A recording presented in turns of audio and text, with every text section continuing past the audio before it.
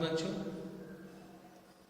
आज मैं आप लोग को हिंदी का पाठ नंबर 2 पढ़ाने जा रहा हूँ, जिसका शीर्षक है माँ मेरी छुट्टी हो गई। एक बार कुछ बच्चे खेल रहे थे, तभी बच्चों के सरदार फटीक चक्रवर्ती के दिमाग में एक नई बात आई कि नदी के किनारे पेड़ का जो तना कटा पड़ा है उसे लुढ़का कर ले चले। लेकिन फटीक का छोटा भाई मक्खन जो उस पर बैठ गया है, हिलने का नाम ही नहीं ले रहा था। तभी फटीक डपट कर बोला, देख बड़ी मार मारूंगा, भलाई चाहता है तो अभी यहां से उठ जा। यह सुनकर मक्खन और भी अच्छी तरह जमकर तने पर बैठ गया। फटीक ने सुझाया कि बच्चे मक्खन के साथ ही इस तने को ठेलकर ले जाएं। बच्चे कमर कसकर पेड़ के उस मोटे से तने को मिलकर ठेलने लगे। मारो धक्का, हैया, शाबाश जवानों, हैया। फिर तना जैसे ही थोड़ा लुढ़का, मक्खन जमीन पर लुढ़क पड़ा। मक्खन तुरंत जमीन पर से उठा और फटीक पर सवार होकर उसे अंधाधुंध पीटने लगा।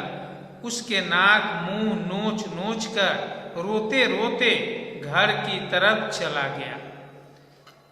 उस दिन का खेल खत्म हो गया। इसके कुछ ही देर बाद नौकर आकर बोला, फटीक भाया माँ बुला रही है। फटीक बोला, नहीं आऊंगा। नौकर उसे जबरन उठाकर ले गया। फटीक अपने को छुड़ा नहीं सका, इसलिए गुस्से से अपने हाथ पैर पटकता रहा।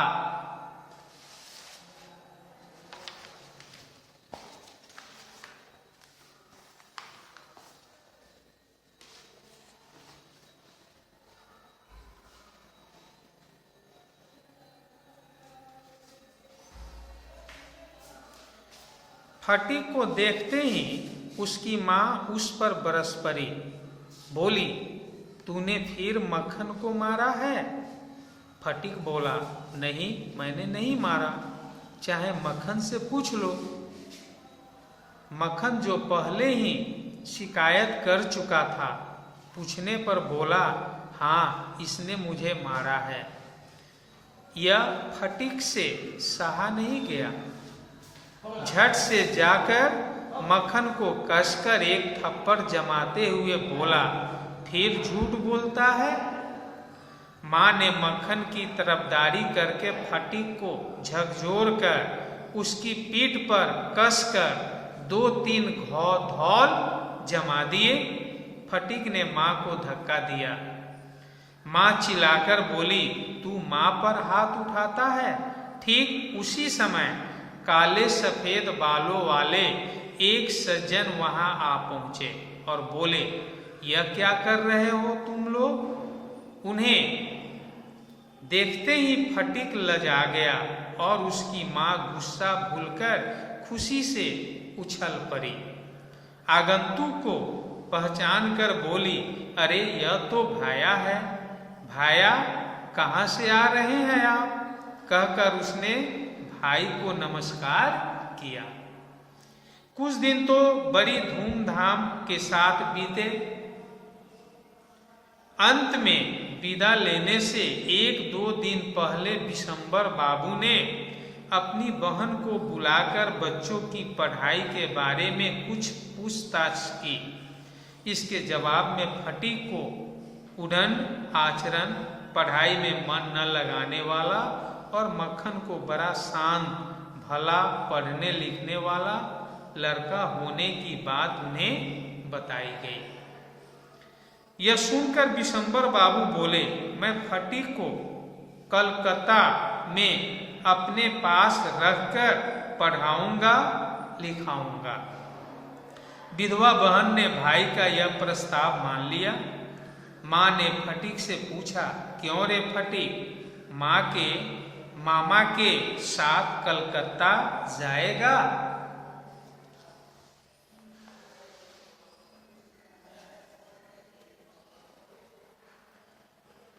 फटीक उछल पड़ा, बोला, जाऊंगा। कब जाएंगे, किस समय जाएंगे? पूछ कर फटीक ने अपने मामा को तंग कर दिया। अंत में उसने चलते समय अपने आनंद के प्रतीक स्वरूप अपना मछली पकड़ने का कांटा, पतंग, लटिया आदि का छोटा लच्छा, सारा कुछ मक्खन को सौंप दिया। कलकत्ता में मामा के घर जाकर सबसे पहले उसका परिचय मामी से हुआ।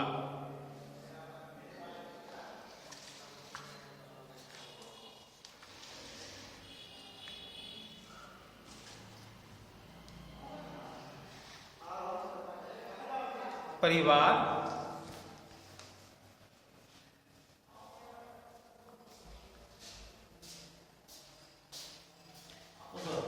में एक आदमी बढ़ गया।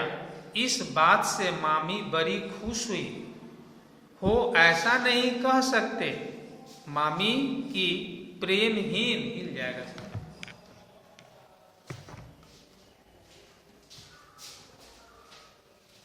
आंखों में फटीक भी एक बला के समान था। उसके फटीक के मन को बड़ी ठेस पहुंचती थी। स्कूल में फटीक की तरह बेवकूफ और पढ़ने में लापरवाह लड़का दूसरा कोई न था। कोई भी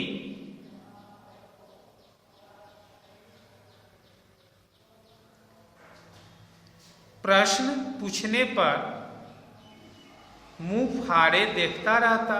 जब मास्टर उसे मारता तो बोझ से लदे गधे की तरह वह चुपचाप मार खाता। एक दिन फटीक ने अपने स्कूल की किताब खो दी। मास्टर ने हर रोज उसे पीटना शुरू कर दिया।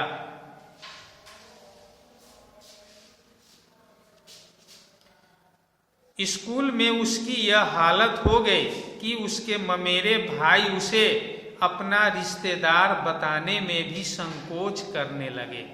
घर और स्कूल में इतना निरादर, उस पर इतनी छोटी जगह पतंग लेकर मैदान में उड़ाना, नदी किनारे घूमना, वे सारे लड़के उपद्रव मचाने की आदि से सबसे ऊपर उसकी अत्याचारी कठोर माँ सब कुछ दिन रात उसके बेबस मन को अपनी तरफ खींचते रहते।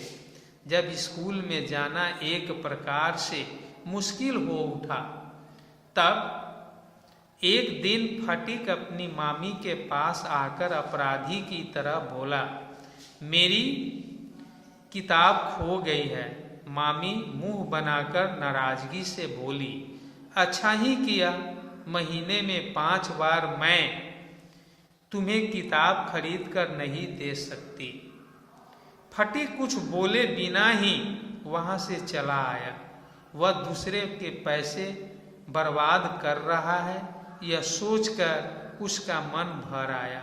वह गांव जैसा खुला वातावरण पाने को हर पल छटपटाता रहता था, पर इस कलकत्ता में वह बात कहाँ। स्कूल से वापस आकर उसी रात उसके सिर में दर्द होने लगा, शरीर में कंपकपी सी होने लगी।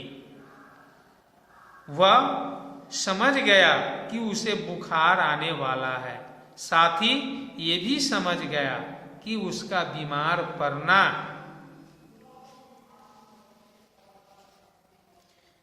खामखा मामी पर बोझ डालना होगा। बीमारी के समय इस अकर्मण्य और निर्बोध बालक की सेवा दुनिया में अपनी माँ के सिवा कोई और करेगा, इसकी संभावना ने ही उसे शर्मिंदा बना दिया।